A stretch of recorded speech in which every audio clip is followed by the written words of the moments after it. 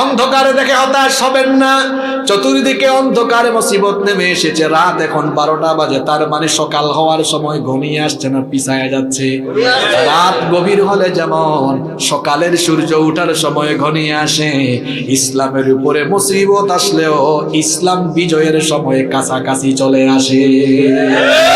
সেই কথা আল্লাহ নবীজিকে বলেছেন, নবী কোরআনের কারণে তারা আপনাকে পাগল বলে, ওয়া ইন্না লাকা লাআজরান গায়রা মামনুন। আর আমি বলছি কোরআন দিয়ে আমি আপনাকে অফুরন্ত নেয়ামত দিব, সম্মান দিব, অফুরন্ত পুরস্কার দিব, দুনিয়াতেও দিব, আখিরাতে আমি আপনাকে শাফায়াতকারী বানাবো, মাকামে মাহমুদ দিব, কাউসার দিব।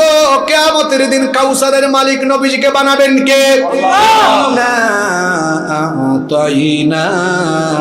কাল কাউসার, নিশ্চয়ই কাউসার আপনাকে দিয়েছি, কাউসার দিব। শুধু তাই নয়, আসা আইয়াবাতাকা রাব্বুকা মাকামান মাহমুদা,